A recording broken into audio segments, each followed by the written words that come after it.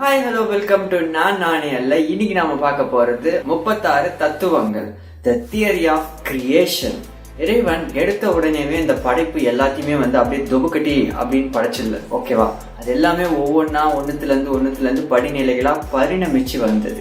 அந்த பரிணமிப்பு தான் இந்த 36 தத்துவங்கள். படைப்பினுடைய ஆரம்பம் தொடங்கி இப்போ அசைஞ்சிட்டு இருக்கிறது முதல் இனி அவைகள் எப்படி போய் அடக்கமாகும் அப்படின்றது வரைக்கும் இந்த 36 தத்துவத்துல சொல்லப்பட்டு இருக்கு. ஓகே என்னதான் இது பழைய தத்துவங்கள் அப்படின்ட்டு நீங்க பாக்குறீங்கன்னா அப்படி இல்லை. நாம இத இப்போ இருக்கிற அறிவியல் பார்வையோட தான் பார்க்க போறோம், நடைமுறை எடுத்துக்காட்டோட தான் இதை நாம எடுத்துக்க போறோம் அப்படின்றதையும் நான் இங்க சொல்லிடுறேன். இந்த 36 தத்துவத்தை அடிப்படையா வச்சுதான் நம்மளுடைய உடலும் உலகமும் பிரபஞ்சமும் எல்லாமே இயங்கிட்டு இருக்கு. இந்த 36 தத்துவத்தை தெரிஞ்சுக்கிறதின் மூலமா ஈராறு 6 36 அப்படின்னு சொல்லிட்டு சித்தர்கள் தங்களுடைய பரிபாஷையில, அதாவது ஒரு குறியீடா அவங்க என்ன சொல்ல வராங்க அப்படின்ற அந்த ஒரு முழு அர்த்தத்தையும் உங்களால தெரிஞ்சுக்க முடியும். ஸோ இப்ப தெரியுதா 36 தத்துவத்தை தெரிஞ்சுக்கிறதுனுடைய வேல்யூ என்ன அப்படின்ட்டு. ஸோ அது மட்டும் இல்லாமல் இந்த 36 தத்துவத்தை அடிப்படையாக வச்சுதான் இனி வரப்போற பதிவுகளுக்கு எல்லாமே இது அடித்தளமாக இருக்கும். அப்படின்றதால இந்த 36 தத்துவத்தை பற்றின விளக்கத்தை கொடுக்க வேண்டியது எந்த கடமை. ஸோ வாங்க வீடியோக்குள்ள போகலாம்.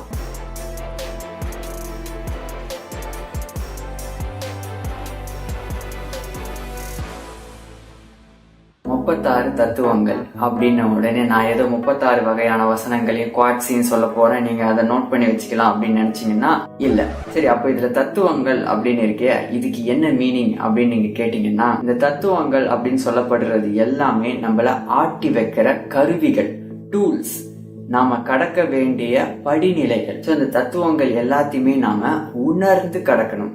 ஏன் இவைகளை நாம உணர்ந்து கடக்கணும் அப்படின்னு பார்த்தா, ஏன்னா இவைகள் எல்லாமே செயற்கையான மாயையிலிருந்து வந்தது.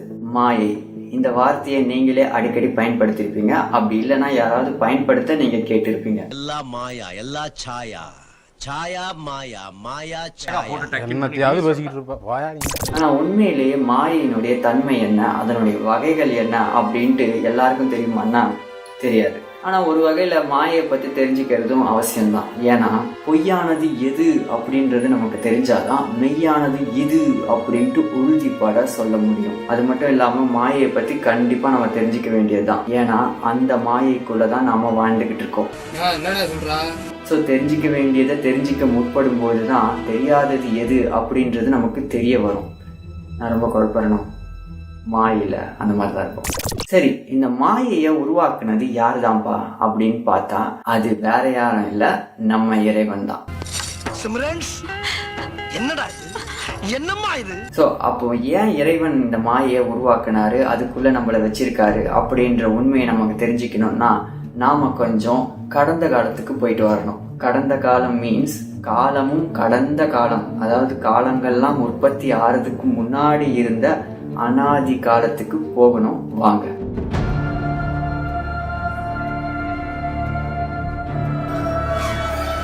One eternity later. இந்த அனாதி காலத்தை பத்தி நாம வாட் இஸ் லைஃப் அப்படின்ற அந்த ஒரு வீடியோலயே விலாவரியா பேசியிருப்போம்.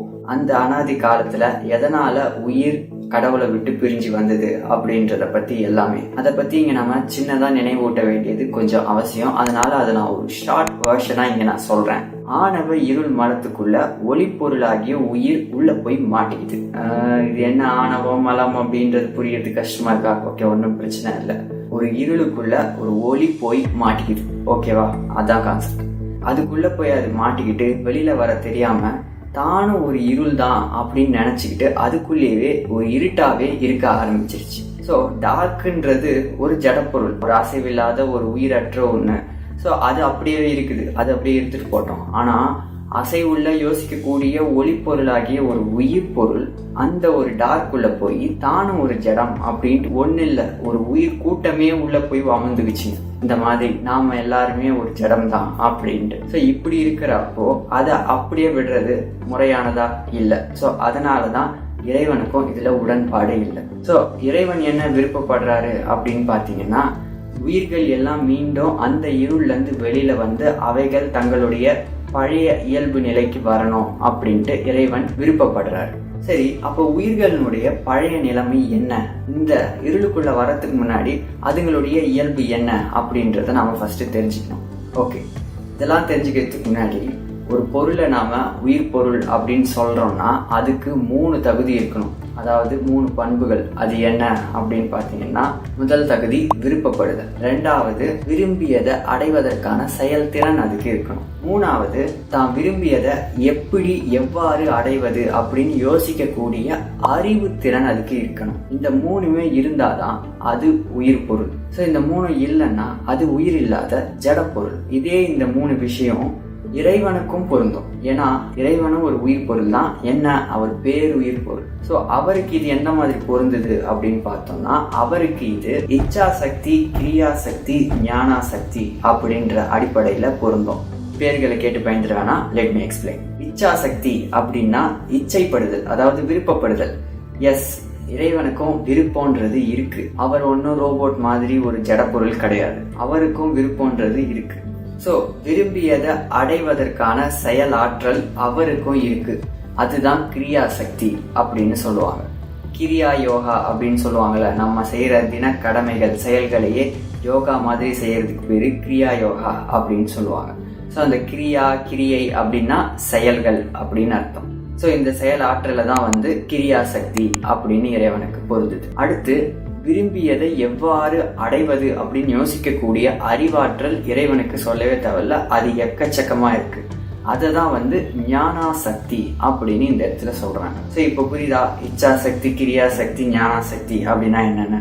சோ இந்த 3 விஷயமும் உயிர்களுக்கும் பொருந்தும், கடவுளுக்கும் பொருந்தும். ஏன்னா இந்த உயிர்கள் அந்த கடவுளிடம் இருந்து வந்ததுனாலதான் இது 3 காமனா பொருந்துது. அந்த பேர் ஒளியிலிருந்து வந்த உயிர் பொருள் தான் இந்த உயிர். சரி, கடவுளுக்கும் உயிருக்கும் இவ்வளவு ஒற்றுமை இருக்கிறப்போ கடவுள் ஏன் இந்த உயிர்களை அந்த இருளுக்குள்ள இருந்து கைவிட்டு லவக்குன்னு எடுத்து வெளியில கவக்குன்னு போட்டக்கூடாது அப்படின்னு நீங்க கேட்கலாம். ஆனா அங்கதான் பிரச்சனையே இருக்கு.